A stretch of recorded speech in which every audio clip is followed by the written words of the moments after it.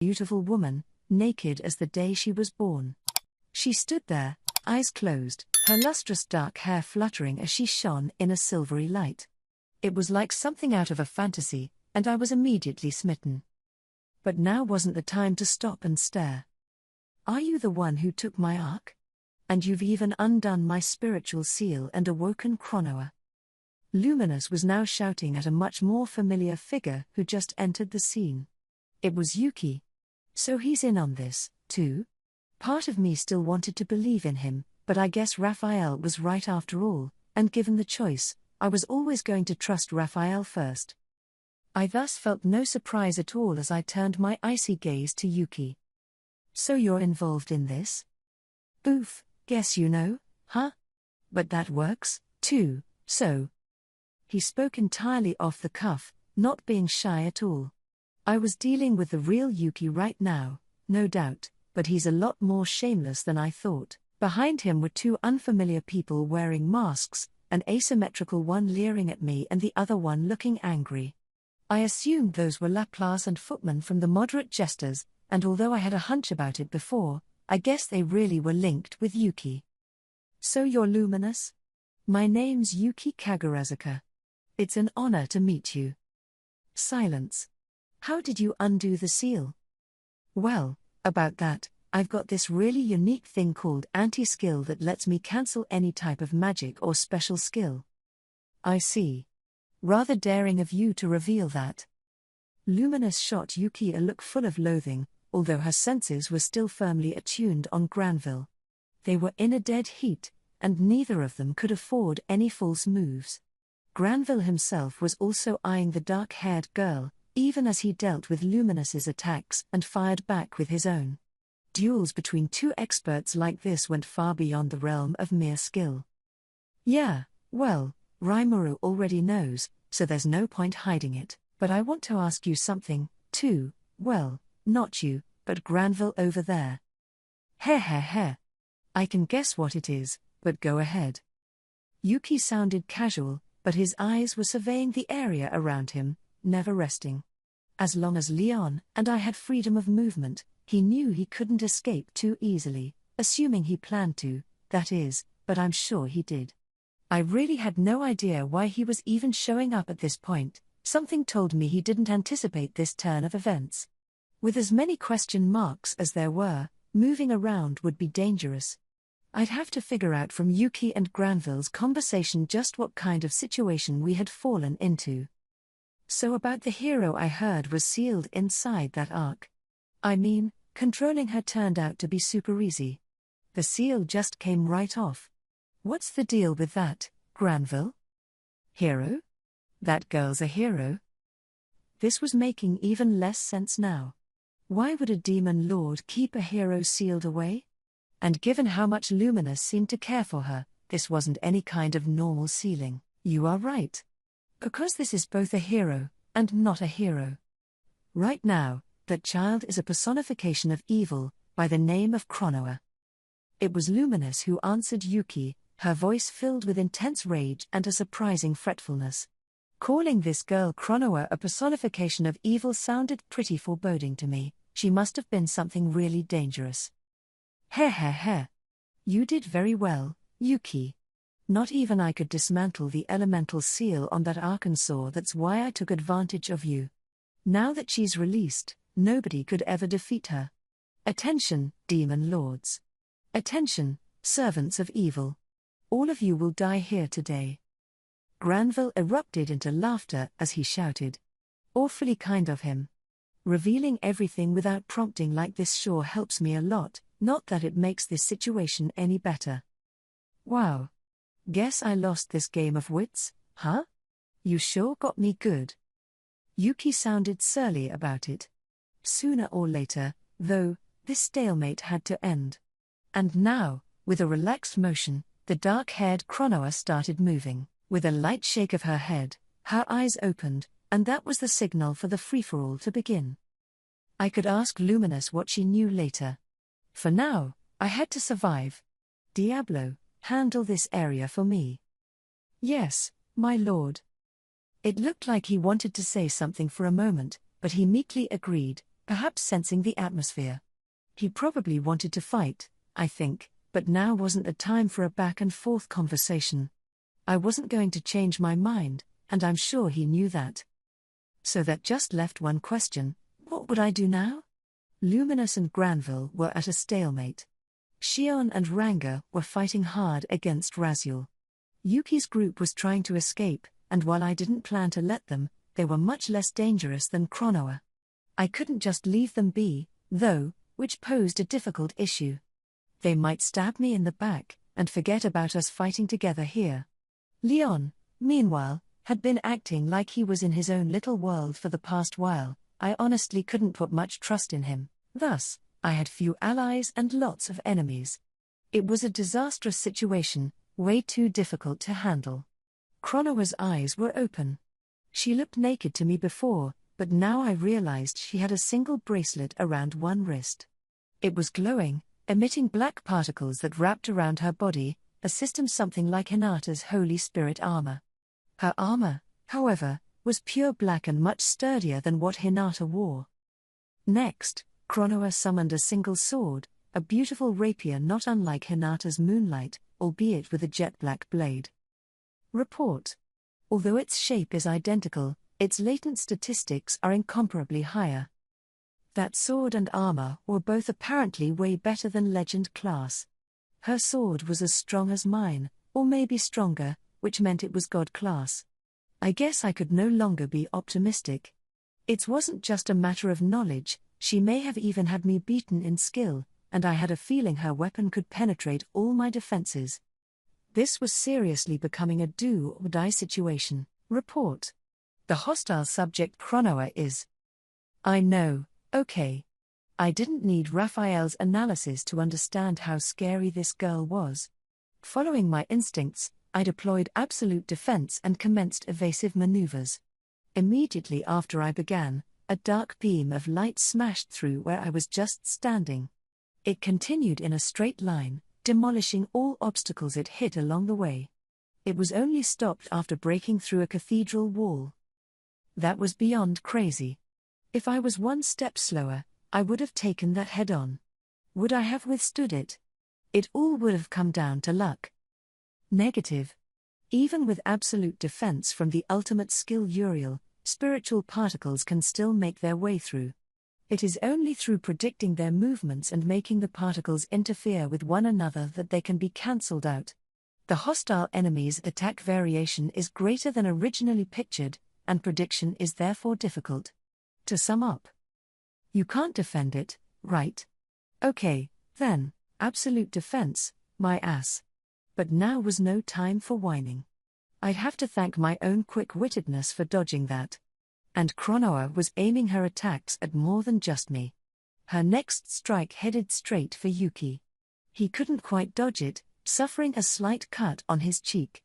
It wouldn't be nice to cheer for that, but hopefully nobody minded if I let out a bemused giggle. Still, Kronoa's attacks were astounding. Even Yuki's anti-skill was helpless against attacks purely physical in nature. I suppose I had cancel melee attack, but Yuki enjoyed nothing that convenient. He had powered up his whole body, but he was still merely human. I had thought of anti-skill as a major threat, but maybe there were a lot of holes to it after all. I had the time to ponder this while other people were fighting. Better come up with some kind of strategy before I'm aimed at again. Suggestion. Deploy Summon Storm Dragon, part of the ultimate skill Veldora, Lord of the Storm? Yes. No. Hey, that sounds nice. I hated to use one of my most secret moves in front of such a big crowd, but it'd be even worse if I kept it hidden and fell into a hole I couldn't get out of. If I lost someone like Hinata, it'd be too late after that. Luminous's relationship with Veldora gave me some concern, but now was no time to hesitate. So I leapt at Raphael's suggestion. I had been practicing in secret, so it felt natural now. Opening a soul corridor to Veldora, I called for him. Rimuru? Well, I hope you are happy with yourself, going on a nice field trip without me. Great. He was dolefully pouting at me. And this wasn't a field trip. I wish he wouldn't lodge these accusations at me, but I didn't have the time to argue. At times like these, you had to speak your mind. Veldora, please, I need your help. Lend me your powers. With a soul corridor, you could communicate your emotions more directly than with thought communication.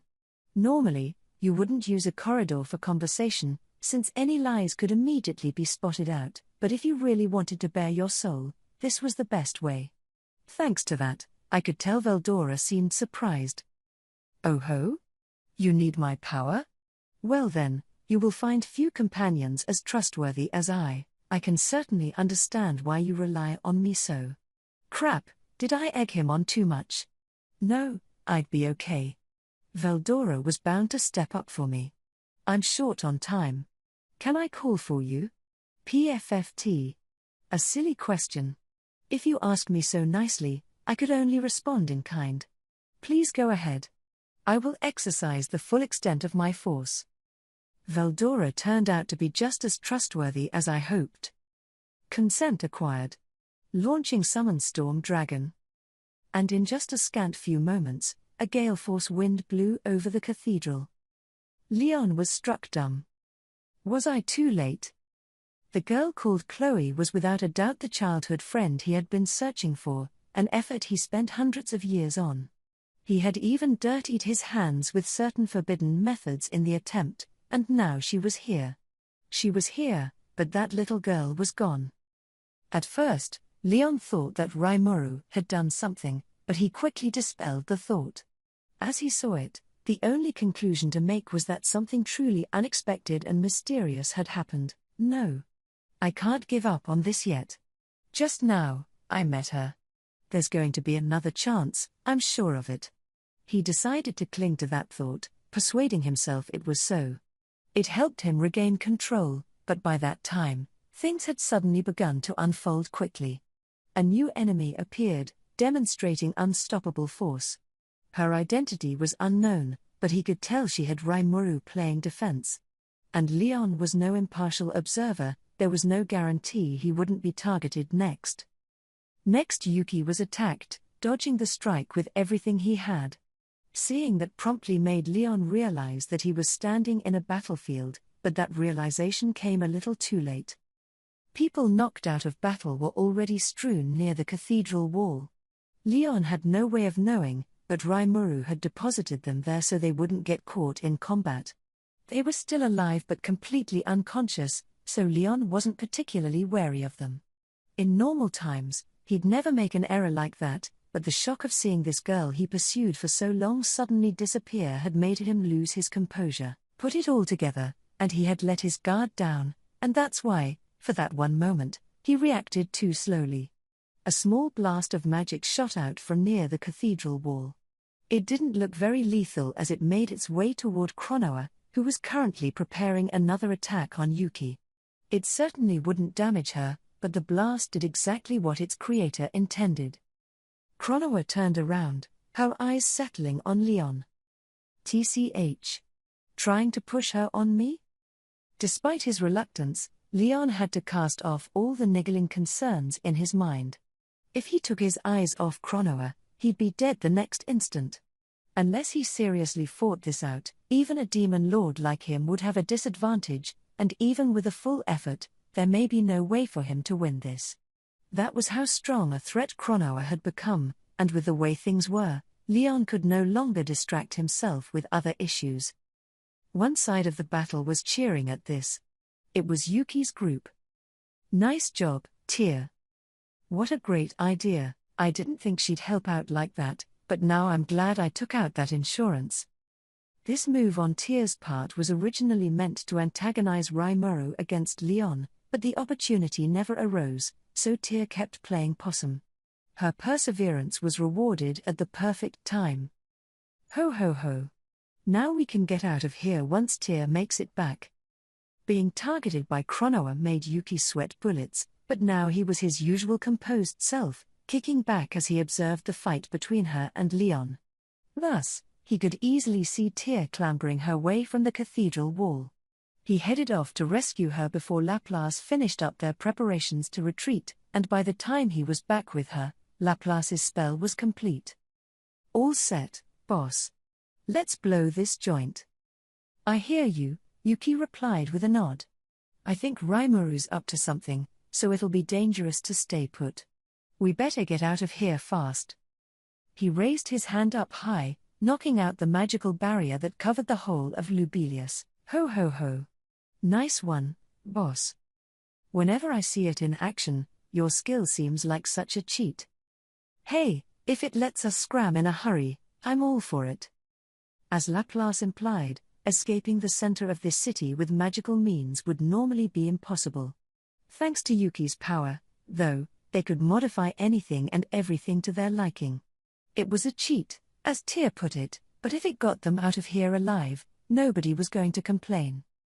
I dunno who's going to survive this, but whoever it is, I'm sure we're gonna be enemies next time we meet. Anyway, good luck, guys. With those final words, Yuki and his team left the battlefield. I could see Yuki and his cohorts escape. I resented that. Making good on their retreat, with all these threats left for me to deal with, but when I thought about it, this actually worked well. Someone like them, who could be either friend or foe, well, definitely foe right now, but teaming up with someone like that, I had no idea when they'd decide to betray me. It might have even become 2-on-1 against me, so having just one enemy to deal with now definitely boosted my chances. The Western Holy Church held a great deal of influence among the Western nations. If I made a public statement, and it received Luminous's agreement, Yuki would pretty much lose all standing in the West. Besides, the Free Guild was backed by the Council, and the boss of the Council was currently in active warfare against Luminous.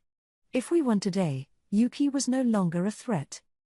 Convincing myself that his escape wasn't worth feeling down about, I sized up the enemy in front of me. Rimuru, is that not the hero who sealed me away? Veldora asked. Seems to be. Ah, I see. She is not masked, but the area around her lips is identical. I see my eyes do not deceive me. Beautiful, is she not? Veldora's speech accelerated as he bragged about her. Now really wasn't the time for this. I wondered if a true dragon even knew how to assess human beauty.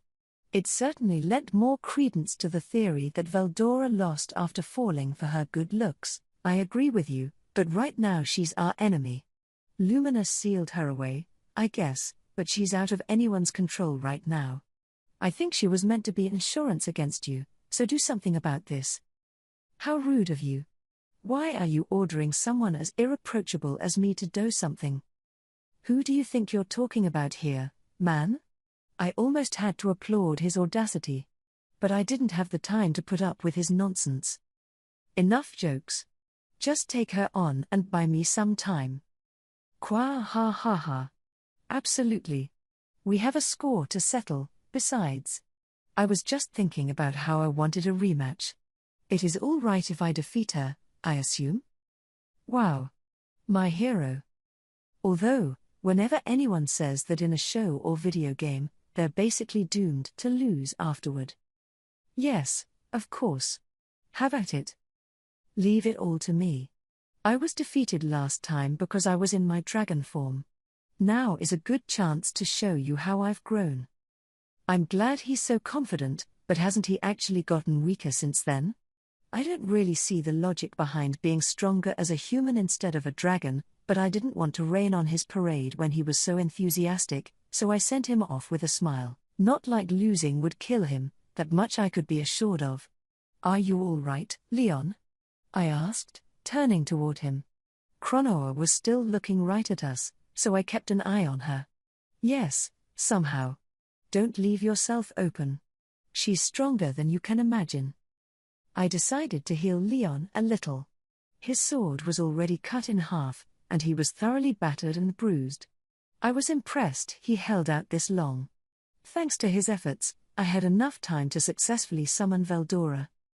I realized that the moment I saw her. You saw how wary Luminous was. I'm not expecting this to be an easy win. That was why I broke out Veldora, one of my last resorts. And so you called for Veldora? I won't ask how you did that, but having you as an ally is certainly reassuring. But even a true dragon will have his work cut out for him. That I knew as well. Cronoa, after all, was the very person who sealed him away.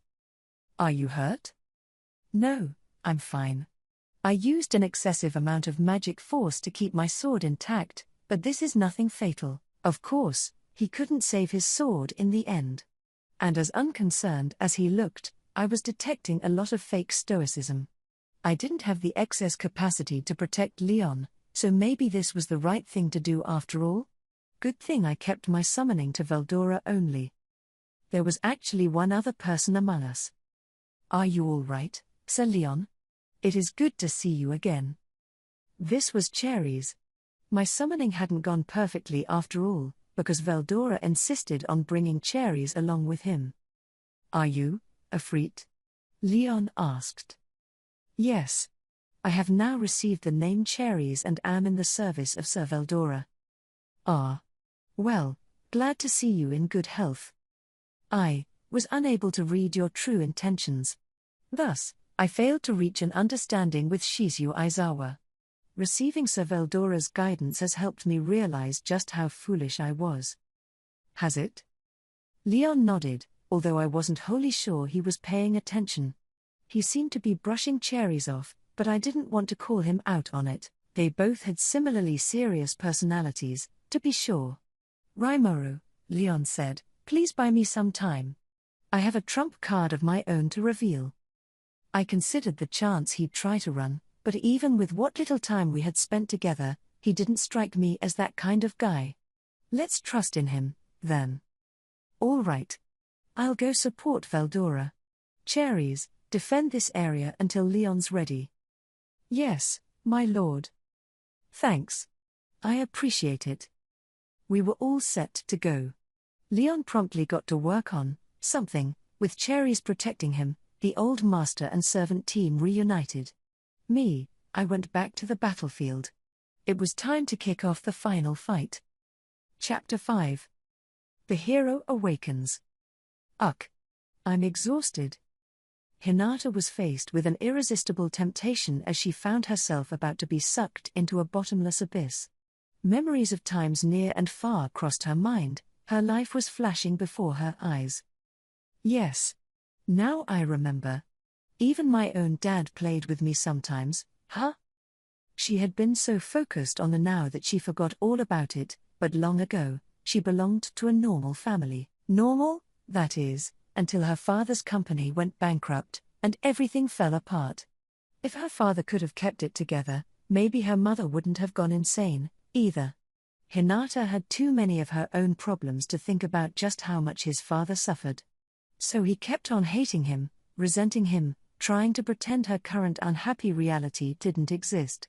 She refused to forgive his crimes, judging him in her mind in order to justify her own actions. Everyone has weakness in their heart. Her father did as well. And perhaps, if they all supported one another as a family, things might have turned out differently. It's comical for me of all people to talk about justice. Maybe that's why I kept looking for traces of my father in him. Hinata always felt saved by his sense of ideal justice, and by his bottomless soft-heartedness, although he'd probably deny it. Whenever her heart felt stretched, ready to burst, he always provided her the gospel of extra breathing room. That was him, but it was all in Hinata's own mind. If she told him, it'd probably just annoy him. But sometimes she was tempted to anyway, on the off chance that maybe, just maybe, he'd accept her. This is exactly what Granville said. I've never been able to forgive myself. Now Hinata realized that it had all come too fast. She always lived under the idea that she'd never be forgiven. Her mother would never be sad for her, even if she somehow got back to her own world, nobody would celebrate. Only her faith in the idea of rescuing as many people as she could gave her motivation. But now I'm just exhausted. I just want to gently float into this gloomy darkness. Softly, Hinata's consciousness drifted deeper into the swallowing dark. Her 5 senses were already gone, all resentment untangling itself from her heart, and there were already no regrets left. Don't fall asleep.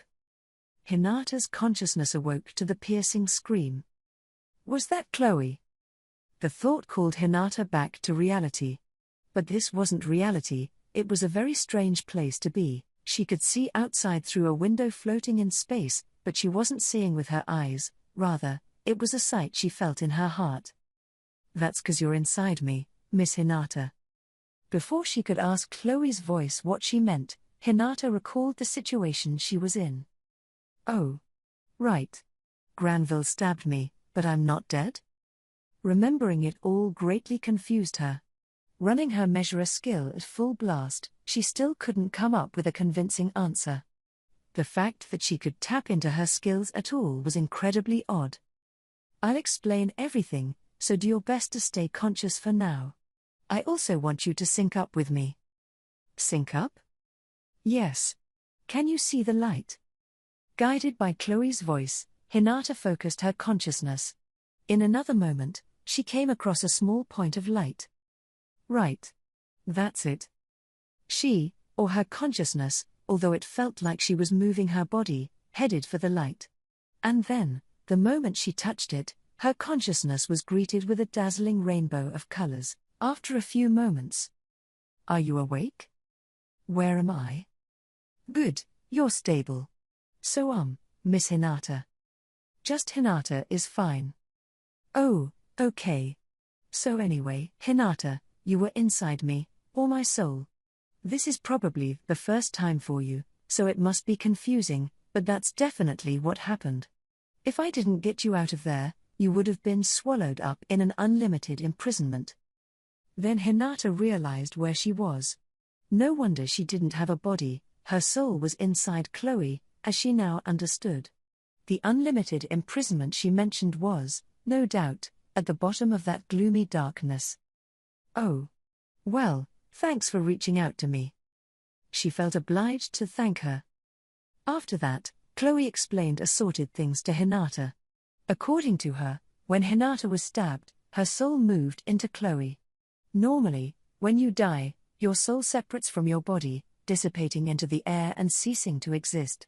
This time, however, Chloe's soul intervened with it, creating a highly unusual situation. It wasn't enough to fully convince Hinata, but even before that, she had other concerns.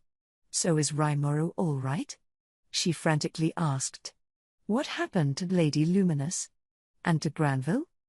Well, Chloe coolly said, I want you to stay calm when you hear this, but right now, we've gone back to a long, long time ago.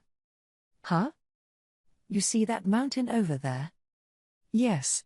Wait. Isn't that the sacred peak of the Ryla Mountains? So where are we? Based on my positional data. Are we in the Lobelia Sanctuary? Hinata couldn't be blamed for her panic. There, hazy in the distance, was likely the lofty Ryla Mountains. They were visible because there was nothing between them and Hinata, just flat grassland. There should have been a city there, but there wasn't. For a moment, she feared the worst, the city blown away by a war between superpowers, but then there'd be a barren waste here, not a healthy prairie. Which meant. I know this is hard to believe, but I swear I'm not lying at all. Chloe had to be right, this would eventually become a sanctuary, but now they were in a time far before the founding of Lubelius. Hinata had heard that Luminous moved to this land over 2,000 years ago. Are you kidding me? She understood it was the truth, but she still had to say it. It was just so crazy, but then a question arose in her mind. Chloe, why are you sure this is the past? That felt important to ask. Assuming she was willing to accept that this was time travel at work, why did she know they were in the past? Maybe this was far in the future, long after their nation fell. There wasn't a single other person in sight nor any buildings or ruins, so perhaps the past was more likely, but maybe the ruins were buried deep underground by now. It was impossible to say for sure. But Chloe was confident as she smiled at Hinata. It's simple. This isn't the first time I've been here. My power keeps going out of control, you see, so I get sent back a lot, back here, too. So I remember it. Hinata had no idea what to say. Slowly, she mulled over Chloe's words, gradually accepting them. Mind explaining what's going on in more detail? She asked in a somewhat threatening tone. Chloe's story was truly surprising. It turned out her skill involves time travel of a sort because Chloe herself didn't understand it too well, either. Apparently, she couldn't trigger it at will. The best she could do was recall events that happened in her past. But you couldn't underestimate it, because past here meant the past that Chloe herself experienced, and since she was a regular time traveler, this past included events from the future. Unfortunately, these memories weren't perfect recollections. There's always an element of vagueness in people's memories. For many, it's hard to remember exactly what happened when, and if you're talking about memories from over 2,000 years ago, of course it'll be a tad garbled. So how did you discover this ability? Hinata asked. Chloe hesitated a bit before replying, when Mr. Tempest rescued me. He took Alice and me and everyone else to the dwelling of the spirits to stabilize us. Then I had a spirit planted inside me, but apparently, Chloe didn't receive a spirit but an embodiment of her own powers from the future. Even more unbelievably, this embodiment was sentient. I think I must have died at some point in the future, so I guess I just repeat this process of planting that version of me in myself. So the dwelling is where you learn of this process? Like, every time in the cycle? Not exactly. I don't remember anything about it at the beginning, but then once I start going back in time, I do. You mean you've been doing this same thing over and over? I think so. I can only really recall things from the last time around, but sometimes memories from elsewhere get mixed in. Oh, Hinata said, a bit relieved. If she was repeating the exact same life every time, that'd be a sort of living hell. No one is strong enough to continue waging a battle if you knew the end result, so Hinata silently listened as Chloe continued. Apparently, her time travel always took place in the same era, in the same axis of time. Those were likely the limitations of her skill. Exactly where she was taken depended on the timing of her out-of-control episodes.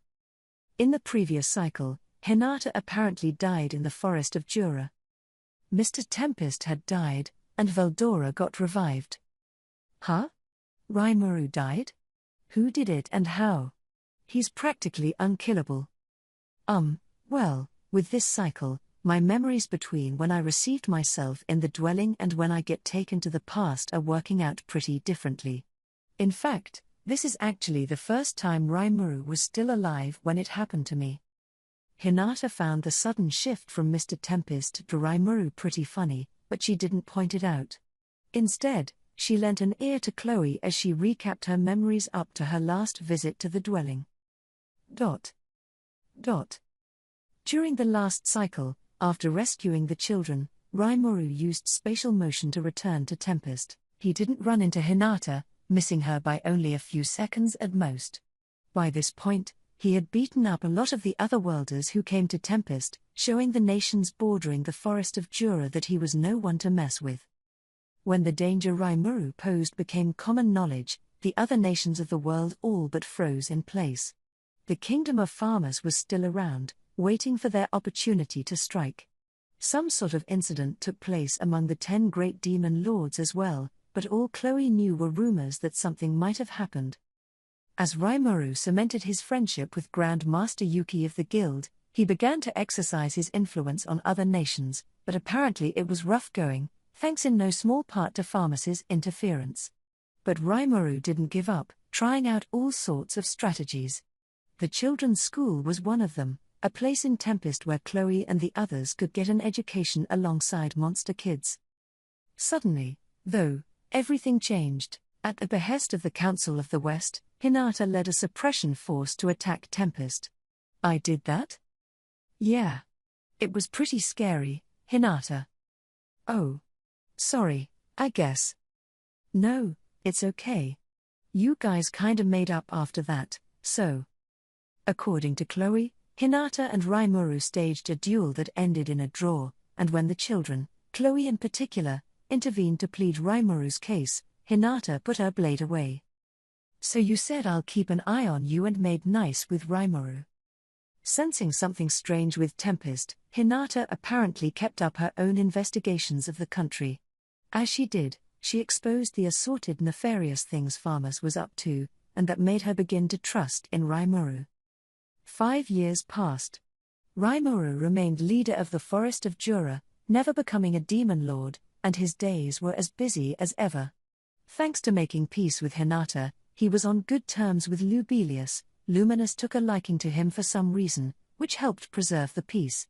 Chloe also grew, becoming stronger and befriending the demon lord Milim as she paid regular visits to Tempest, but that peace came to a sudden end on the fateful day when the Empire invaded. You know, I already liked Rimuru a lot by then. I didn't want him to go off to battle, so I begged and pleaded with him. The Empire's so big and strong, they had all these scary weapons, and I didn't think we could win. But Rimuru just smiled at me and said, "Don't worry. I'll take care of everything." I'm sure he was just as scared as me, but he tried to play it off, and he gave me this mask. You mean Shizu's? That's right. I gave it to her. This was an event that happened in the future, but paradoxically in the past as well. It was a precedent that had a knack for occurring repeatedly, as Chloe put it. So Rimuru set off for battle. He never came back, and soon the nation of Tempest fell. That was thanks to the suddenly revived Veldora, who flew into a murderous rage. The Empire was destroyed as well, and then Luminous, Hinata, and Chloe and the rest teamed up to take on Veldora. If they didn't, all of humankind was in danger. In the end, though, before they could settle that score, someone killed Hinata. A glinting flash pierced through Hinata's chest, and then Chloe woke up and got sent into the past. She never did find out what happened next. Chloe's time loops tended to all work out in somewhat similar fashion, although there would often be disparities here and there. Apparently, the death of Hinata was always the key event, and the same was true this time as well. This time as well? I die every single go-round, don't I? This made Hinata feel a tad awkward. She didn't know whether to feel sad or pathetic about it. But Chloe pressed on. But you know, this time is special. Every time I got sent to the past before, Rimuru would always leave the picture before I did. And he never got to see me off. Not even once. Up to now, every time loop involved Rimuru leaving everyone's life for one reason or another. This time, however, he was still intact when the jump happened. Hinata knew that, and therefore, she expected this to conclude in some new, different way. There were a lot of differences from before, and, as Hinata decided, maybe they'd be able to put an end to Chloe's looping for good. You know him. You can't help but hold out hope, no matter how illogical, that he'll figure something out. Right? So if we can get back to that time period, Rimuru will still be there. This time, I'm sure we can all survive, and we need to figure out who keeps killing him and you. They could hold out hope for the future. Hinata thought so, too. It sounds like a lot changed with this loop. I wonder what caused that? Well, to tell the truth, I actually remembered a couple things from my future self at the dwelling of the spirits. That's why, over at Inglesia, I pleaded with him and kept him there for a little bit. And then I got this. Chloe took out the mask, seemingly from nowhere. So you got it again, this time around? Then maybe there's a way for you to reach that future. Hinata's attention was also on the mask. Since her death apparently happened under different circumstances, there may not have been any time for Chloe to receive the mask. If so, there may not be any mask for Shizu to receive this go-round, but if Chloe already had it, that wasn't a concern. Very shrewd of her, she thought as they worked out their next move. Trusting in Chloe's words, she decided to place her hopes on the future. Also, whispered Chloe, let me just say this one thing. I really love you, Hinata, but I won't let you take Rimuru from me. Huh? Some battles a woman will never give up on, you know. Alice said so. Hinata smiled at her. She really is still a kid, huh? I mean, Rimuru and me? There's no way that could ever possibly happen. She chuckled, even as the thought of it possibly happening haunted her. Did that upset you? No. Not at all. But we need to get moving. Confronted by Chloe, Hinata decided to change the subject. Thinking about it, this girl's retained over 2,000 years of memories and experienced them again and again, right? I was tricked by her looks, but maybe I was wrong to treat her as an innocent child. Hinata had finally reached the truth, and so began their strange journey. The first thing they did was travel to find Luminous, one of the few acquaintances of theirs who'd be alive in this era. Chloe immediately started walking. You know where she is? Yeah. This really huge war, like, crazy huge, had just started, so I went to watch it. Veldora, right? Right.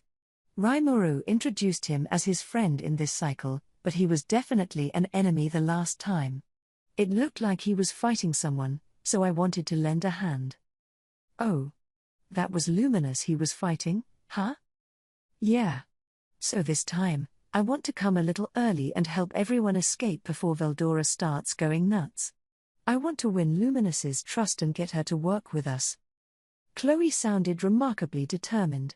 She also had a great sense of direction, unlike Rimuru, so she headed for her destination without any help from Hinata. Before long, they arrived at the Demon Lord Luminous's castle. So this is Nitro's castle. No wonder Lady Luminous was so proud of it.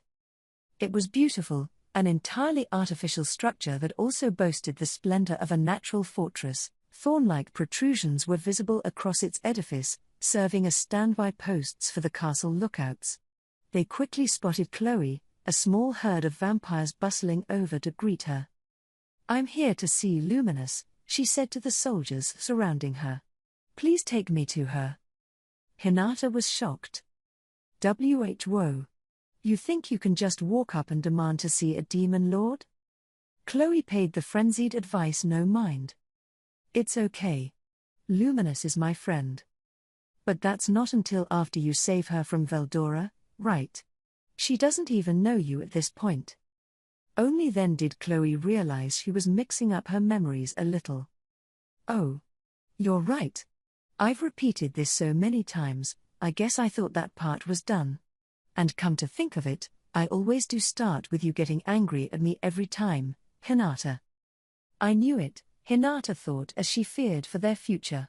Yes, Chloe was certainly used to this. Perhaps, since Hinata was experiencing this for the first time, she'd handle this with a little bit more carefulness, so she suggested that she could serve as leader. Listen, Chloe. I'm going to give you advice, but don't reply to it right away, okay? Don't talk until I'm done telling you what to do. All right. That's probably a good idea. If I say something weird, I might wind up changing history. Hinata was relieved to see Chloe readily accept the offer. At the same time, the portent behind what she said made her blood run cold. Wait a second. She's right, isn't she? If we do something wrong, it'd mess with history itself, right? We're connected to a pretty hopeful future here, but one mistake, and we could screw up the whole thing. Now she was extremely grateful for intervening before Chloe did anything rash. They had already messed this up big time, but at least they wouldn't be stacking up more disasters on top of that. They were still okay, she thought. Soon, they were brought to Luminous. It wasn't easy, of course, but Chloe quickly talked the guards down, never taking no for an answer. Do you remember what I just told you? Hinata asked, quivering as she kept her anger at bay. It's fine, Chloe breezily replied. I've been through this once before, where I pushed my way in to warn them about Veldora's attack. No shyness here, for certain. If this had worked before, Hinata wasn't going to ask any more questions. We're still good.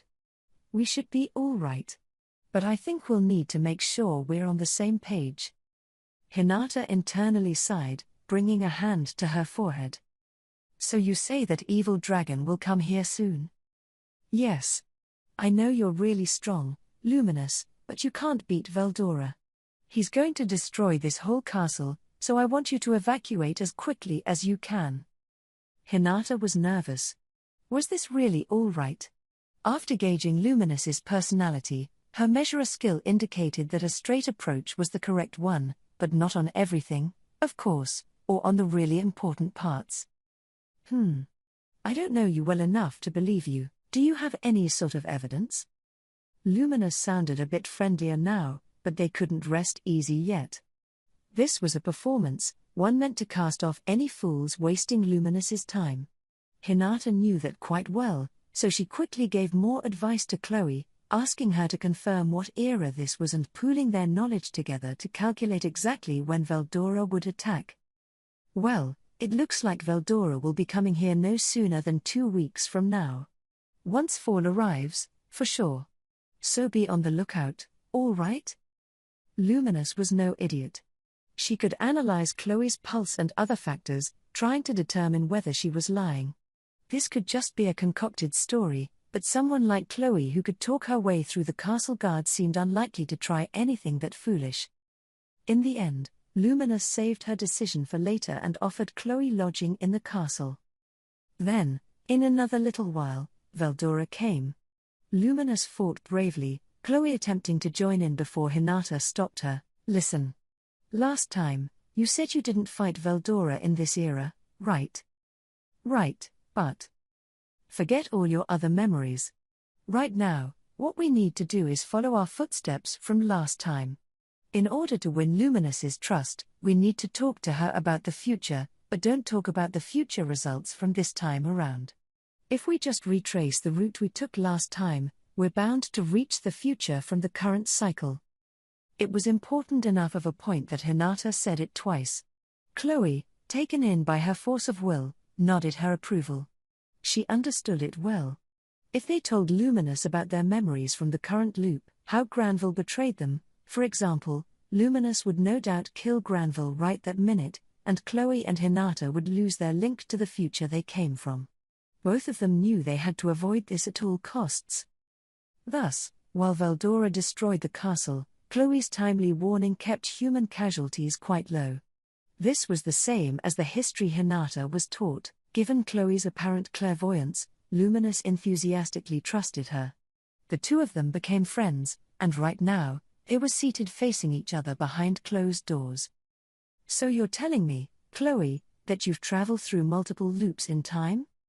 That's right. My memory extends approximately 2,000 years into the future. Would you like to hear more? Of course. Go ahead. With Luminous's permission, Chloe gave her story, internally discussing it with Hinata as she did. For the next 2 millennia, she will be a hero, and at the end of those 2,000 years, a slime by the name of Rimuru will make his appearance. This Rimuru will perish in battle, and then Veldora will be unleashed. Before that point, Luminous will befriend a woman named Hinata, but she, too, will be murdered. Neither Chloe nor Hinata knew who was behind these deaths. Chloe couldn't give all the details, but she described their deaths as much as she could. I see. And you want to change that future for you both? Not change, exactly. I want to retrace my previous steps through time, as much as I can. If I do anything too big that changes a lot of things, I think I'd wind up in a completely different future. Yes, I can imagine. Certainly, I have no qualms with the future you describe. I doubt I'd take the death of this Hinata too well, but otherwise, it sounds fine to me. After all, how much can I ask for from a friend I haven't met? Luminous smiled. Luminous. Thank you. I'm truly happy you said that. Given her unfriendly appearance, it may have been a little hard to believe, but Luminous was actually a very gentle woman. Hinata knew that well. Then I promise I will cooperate with you. Roy can be a handful, but you will have nothing to worry about from the others. I will inform them all that you are my friend, Chloe. Now, what are you going to do next? Luminous's sharpened eyes descended on Chloe. Well, the same thing I always do. I'm a hero, and I have to help people in need. That right-minded answer made Luminous flash a beaming smile. Will you, now? Well, how nice. I'm curious to see how your fate will affect others. But what will you call yourself? Chloe and Hinata froze for a few moments. You probably shouldn't go by the name Chloe. Yeah. My friend Leon's bound to suspect something. Even discounting that, Chloe wasn't known as a hero yet. She gave her real name to Luminous, but it'd likely be safer to keep it hidden from the general public. What should I do? Chloe asked Hinata. What do you usually do here? I don't have any real script. Usually, I guess I just kinda leave at this point without giving a name. Hinata was just about to say, well, just do that, then before she stopped herself. For some odd reason, she remembered something Rimuru once told her, specifically, his anecdotes about running into trouble after naming certain monsters. So she just suggested the first name that came to mind. Well, in that case, given your time travel skill, why don't we combine Chloe with Cronus, the overseer of time, and have you go by Chronoa? And not, Chrono or something? That's too close to your own name, you might blow your cover, depending on how people pronounce it. Oh. Good point. Okay, Chronoa it is. Hinata had held an emergency conference in her mind, accelerated by her measurer skill, and together they had come up with a suitable alias. I will go by Chronoa. It looks like it'd be better if I didn't throw my real name around in public. So from this day on, I'll call myself the hero Chronoa. This would mark the first time the name Chronoa was recorded in history. Abandoning the ruins of their castle, Luminous and her followers sought out a new land.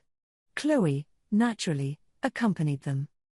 So why did my usurper skill disappear anyway? I don't know. Every time, though, your powers wind up integrating with mine, so. Chloe fell silent, seemingly finding it awkward to say. It gave Hinata a vague but decent idea of how her end would come. Well, all right. I guess it turns out the same regardless, it's just a matter of timing.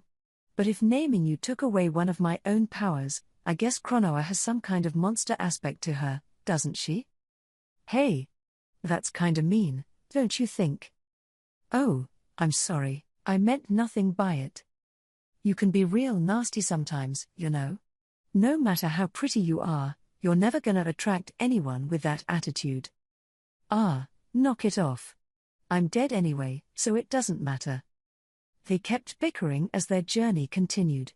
Once she left Luminous's side, Chloe began making a name for herself as a hero, just as she promised.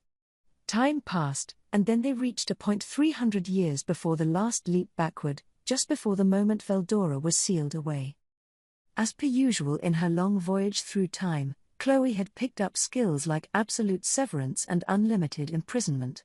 Hinata, meanwhile, supported her inside her body, using her measurer skill to help out. So it was with a less than enthusiastic tone of voice that Chloe met with Luminous again and said, "Okay, I'm gonna go seal Veldora away." "Ah yes, you did mention that long ago, didn't you? But are you sure you can do that?"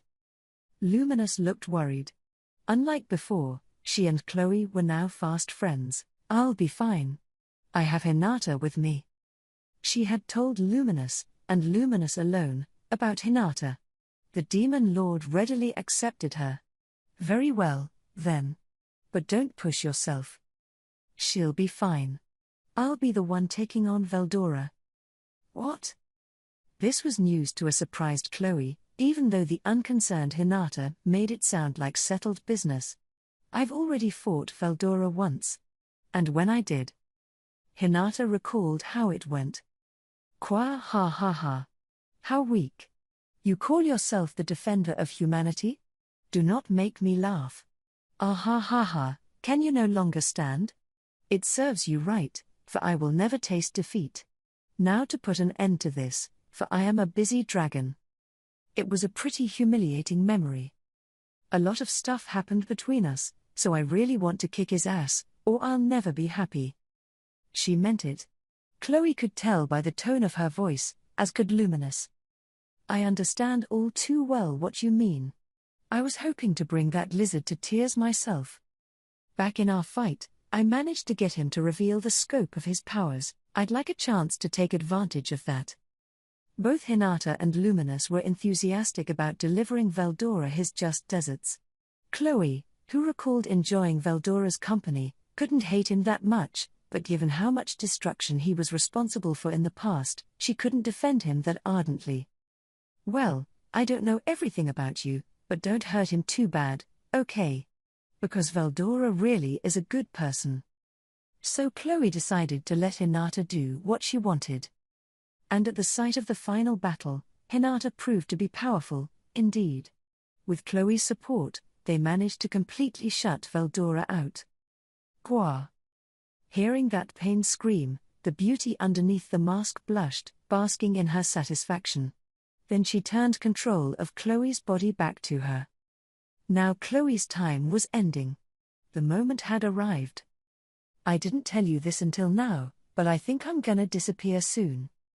"What are you talking about, Chloe?" Luminous asked. "What do you mean by that?" "Well," Chloe began to reveal what she'd kept hidden this whole time. It was, in effect, what Hinata had secretly been surmising. Before much longer, Leon, the Leon that Hinata knew of, would appear. It seemed, apparently, that Leon and Chloe came to this world at the same time, and therefore you'd have the rather odd situation of two Chloes existing simultaneously. If advanced theories about multiverses were true, and there are parallel universes for every plane of existence, then maybe two Chloes at once would be all right, but what if there weren't? Chloe's time travel skill was an aberration. Maybe there's no such thing as being too weird and outrageous to be allowed to exist, but the idea of multiple worlds being born was a little too far out there for Hinata. Instead, the idea of the world being remade was more tangible. Otherwise, you'd have multiple versions of yourself across multiple worlds, and everything Hinata and her friends were doing was inherently pointless. The idea that she'd find salvation in some worlds and doom in others wasn't something Hinata was willing to accept. That's why she wanted to end Chloe's looping and save the world for good this time, even if meant sacrificing herself along the way. There was a problem, though, one that Chloe was expressing right this minute. But I guess my reasoning was sound after all. It seemed, once everything was said and done, that the one single world theory was correct, and the world thus would never allow contradictions. Well, not quite. It's not that contradictions are verboten, it's that anything that causes the world to unravel is. But if you have enough power to force the issue, you can shove in any paradox you like. I mean, there's no other possible way to explain that mask. Hinata was relieved that her guess was correct, but at the same time, the future began to look much gloomier to her. From here on out, she realized, it had all come down to luck and the efforts of other people. And the thing is, I have zero memories from beyond the moment that happens. If I had to guess, Hinata, you probably take over later and help out Aizawa for me, but... And I suppose, from that moment you describe, I can't do anything until the other me who doesn't know anything shows up, right? So what do you think happens after that? In the future, Luminous was carefully storing something she cherished. Looking back, was it Chloe herself in there, sealed away? All I can vaguely remember is that I was struggling against something. I'm thinking that whoever's in there is probably a different personality than me. Then Hinata remembered that she had come up with the Chronoa name, and when she did, someone took a skill away from her. Maybe, she finally realized, that really was some monster-like individual. Well, Chloe, are you going to lose consciousness soon, then? That's probably the result of the same person existing in multiples along the same timeline. I think your theory is correct, Hinata. Yes. And the new Chloe, the one about to be born, is the one that'll eventually get thrown all the way back to the past.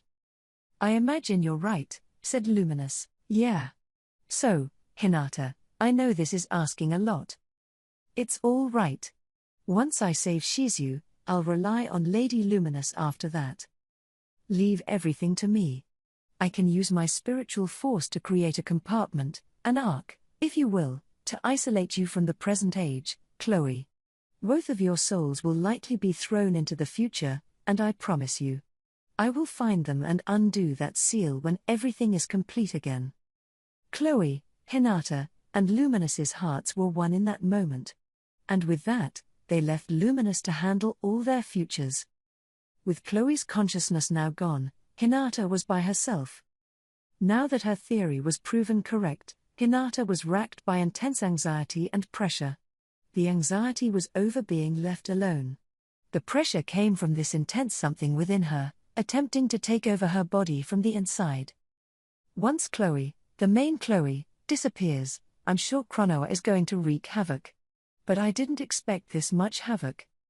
Despite her astonishment, Hinata's iron will beat all that anxiety and pressure down. She rescued Shizu from Leon's castle, safely turning the mask over to her, and once this mask of unknown origin was out of her hands, that marked a great mountain Hinata had overcome.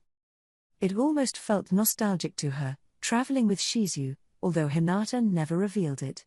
But that era, too, ended. The day